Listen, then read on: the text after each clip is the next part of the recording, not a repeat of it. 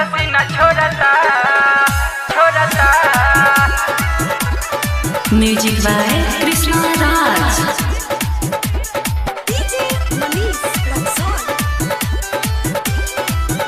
पसीना छोड़ता जब छौरा सब हाथ फेरता हमरा चोली से पसीना छोड़ता हमरा चोली से पसीना छोड़ता जब छौरा सब हाथ फेरता हमरा चोली से पसीना छोड़ता सखी कैसे करी माना रे बारे मोहर दीवाना रे दोनों जोबना पे हाथ धरता हमरा चोली से पसीना छोड़ता जब छौरा सब हाथ फेरता हमरा चोली से पसीना छोड़ता।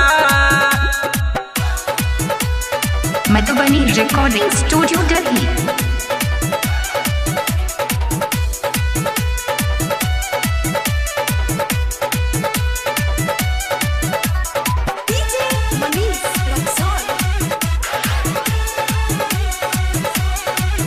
चढ़ल 16 के उम्र बाटे पतली कमर हई देखिए के सब पगलाता सुन हमारा नी गरम बारे तोर जवानी जाना मार तार तिरछी नजरिया आघाल तपा जा रे तन को न लजाता रे आघाल तपा जा रे तन को न लजाता रे हमरा होटवा से होट चुसता हमरा चोली से पसीना छोड़ता जब छौरा सब हाथ फेरता हमरा चोली से पसीना छोड़ता जब छौरा सब हाथ फेरता हमरा चोली से पसीना छोड़ता।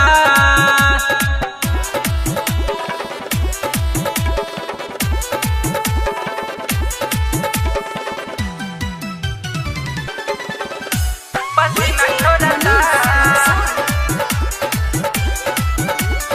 Music by Krishna Raj.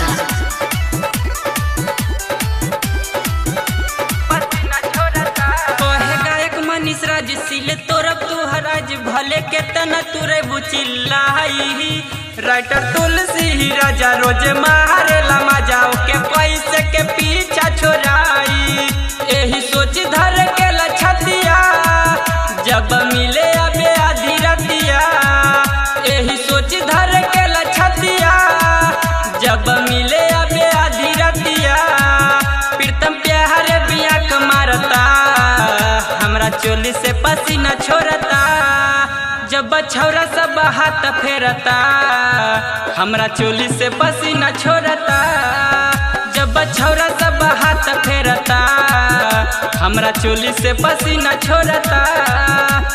Madhubani recording studio Delhi.